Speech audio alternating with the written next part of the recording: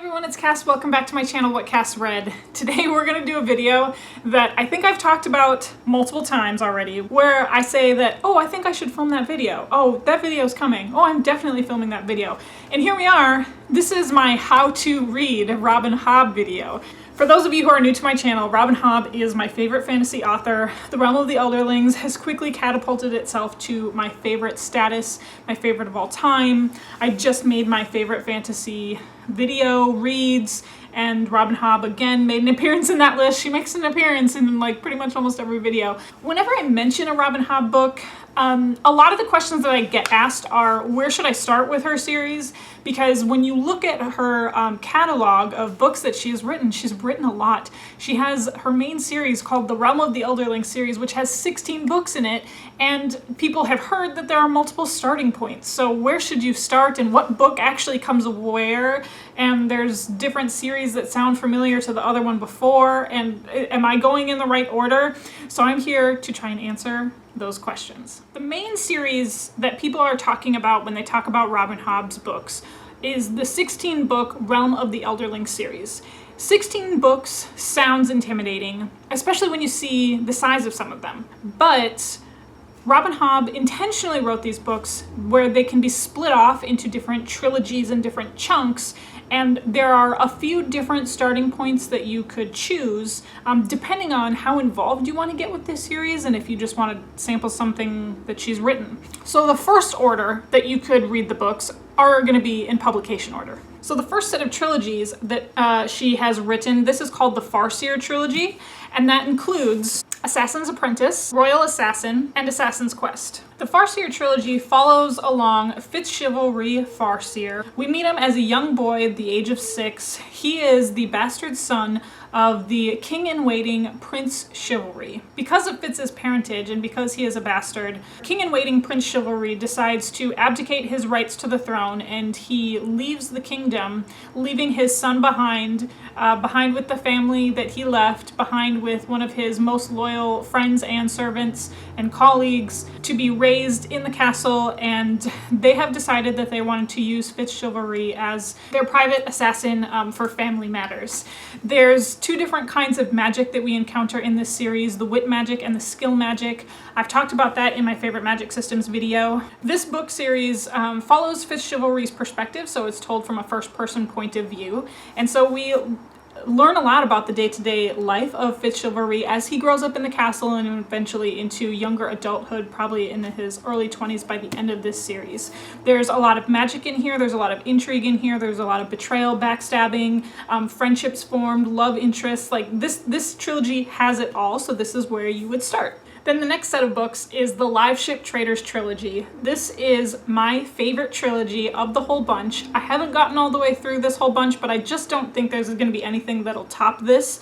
This series includes book 1 called Ship of Magic, book 2 called The Mad Ship, and book 3 called Ship of Destiny. So this book takes a departure from the Six Duchies, which is the setting of the Farseer trilogy, and we move over to the Cursed Shores, and it's in the same world, and we follow a multiple person POV, third person narrative of the Vestrit family, and they are a family of traders, and they own something called a live ship, which is a ship that is passed through the family, and it's made out of this mysterious material called wizard wood, where when the captain of the ship of the same family passes away on the ship deck, then the ship is infused with its memories, infused with its life, and the ship comes alive and has the memories of the family and can guide them through waters, and it talks to them, and it's like the best ship of all time.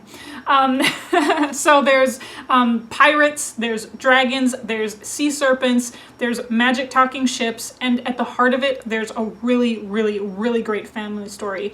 This series is a lot more fast-paced, action-packed than we get in the Farseer trilogy. The characters from this book hear about things that have happened over in the Six Duchies. So if you follow this story chronologically, you get to see some of the books mention things and harken back to the original trilogy and give you a little bit of that nostalgic piece. Then we have the Tawny Man trilogy, so that includes book number 1 is called Fool's Errand, book number 2 is called The Golden Fool, and book number 3 is called Fool's Fate. This set of books jumps back into the timeline of Fitzchivalry Farseer. He's living in this self-imposed exile after the events of Assassin's Quest, and members of the royal family come back into his life and remind him of the past and call upon his services to the family once more. And then the events take off from there. This trilogy, again, it goes back into the slow day-to-day life of Fitzchivalry Farseer, so we get that first-person perspective again. Now the story is moving into a broader scope, and we do get to see some of the characters from the live ship traders return in this series, so that's really fun.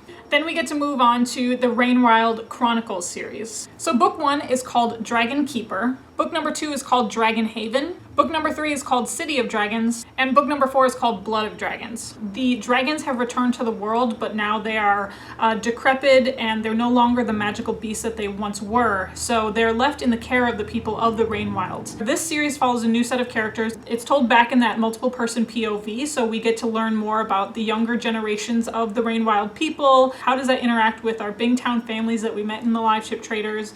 And what exactly is going on with the dragons in the world? So as we get into more and more books in this series, then there's more and more action with the dragons, and so we get a whole set of 4 books on them. I haven't actually started on this one yet, and then of course the next set of books that will conclude the series, I obviously haven't started on that either. And then the book series wraps us up. This is the Fitz and the Fool trilogy. So book number 1 is called Fool's Assassin. Book number 2 is called Fool's Quest. And then the final book in the entire series is called Assassin's Fate. So if you've not guessed the pattern that Robin Hobb took with this series yet, this third and final trilogy brings us back to Fitz's perspective, and we are going to conclude the series with this trilogy. He is now living a quiet, retired life, but mysterious people from his past come and find him, and is he allowed to stay retired and with his family? Probably not, because there's 3 whole books. So I'm very excited for this one as well. I just really love Fitz's story. I root for this guy so hard, and if you watched any of my Tawny Man videos, it's just Fitz and I just want Fitz to win. Oh, it's always like the what ifs and the tragedy and the family and the magic, and there's just so many things, and we're finally gonna conclude it with this whole series. So all of those books together are the Realm of the Elderling series, and that is the publication chronological order of the series. I mentioned that there are multiple ways that you can begin to read this series, so that's method number 1, and that's the method that I have chosen. And a lot of people, they fall in love with Fitz so much when they read the Farseer trilogy, they just want to skip over a set of books that doesn't include him at all, and that's the Live Ship Traders trilogy. But I think you'd just be missing out on a really great story, but you'd also miss out on some important pieces that we discover about the dragons and we discover about the magic in this world if you were to skip out on live ships. Now, the second order that you could read these books is if you were to start with the Live Ship Traders trilogy first, because I feel like Live Ship Traders and the Farseer trilogy are our 2 main entry points.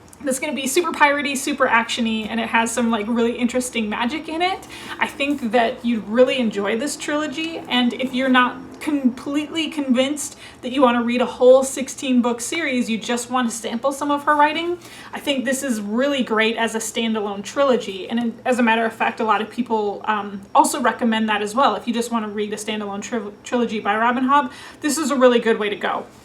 And then I think if you read this series and you decide, okay, I'm convinced, you've convinced me on Robin Hobb, now I want to go back and read the whole series, then you can start at the beginning with the Farseer trilogy before you jump into the rest. So those 2 trilogies are the 2 main starting points before you can jump into the rest. There's just no point in jumping into Fitz's story halfway through. If you don't know what his childhood was like, if you don't know who these characters are, there's just no point in starting in the rest of the books in the series if you've bypassed the 2 entry points. Now, this book series has really resonated with me, as you can tell. I'm just like completely committed to this book series, but I will say that there are some content warnings as the series goes on. There are graphic scenes of sexual violence, there's slavery, a couple scenes where there's some gore. It's not gratuitous gore, it was necessary for the scene. It was more of a medical situation, but it was told in pretty great detail. So if those are things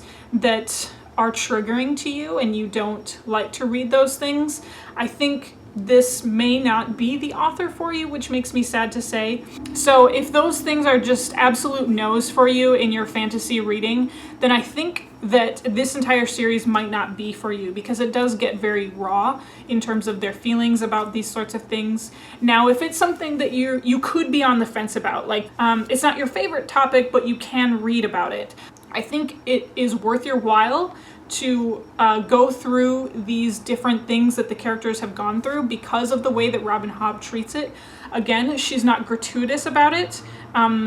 A lot of these things are told from a female perspective, so I think she does do a lot of great service to survivors of sexual trauma by talking about it through their perspective and how they have worked through their traumatic situation. It's just not something that I've encountered from many fantasy authors who have treated it this well before. It's not a comfortable subject at all, but I think it's, out of all the books that I have read with sexual violence in it, this was depicted the best from the survivor's perspective. Now, there's a couple other Robin Hobb books that I would like to mention. This one is called The Willful Princess and the Piebald Prince. This is a novella, and it takes place, it's like a prequel novella. The best appropriate time to read this novella would be before the Tawny Man trilogy or after the Tawny Man trilogy, because it will be able to give you some context as far as one of the historical groups that we encounter in the Tawny Man trilogy called the Piebalds.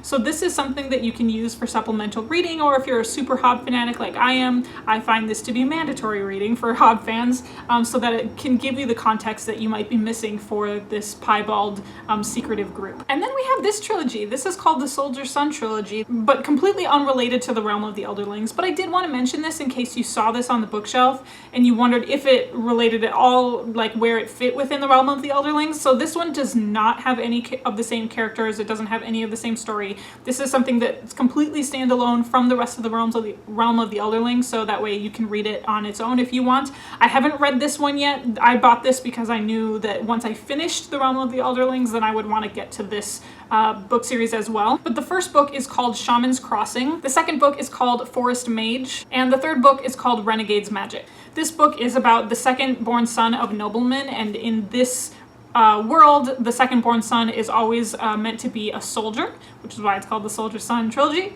And we follow the second-born son as he goes to an academy. It sounds to me like we're going to get that magical academy, learning academy, martial arts stuff in fantasy, but you know what? I'm a sucker for it, and I really want to see what Robin Hobb can do outside of the Realm of the Elderlings, so that's why I do plan on reading this as soon as I'm finished up with Assassin's Fate. Alright, so this video is going to be so long, but I really wanted to make this video. Again, I'm kind of celebrating my 1-year anniversary on BookTube. I discovered Assassin's Apprentice before I ever got on BookTube, and then I feel like a lot of people who have found me either because of Robin Hobb or have started Robin Hobb because I mention it so much.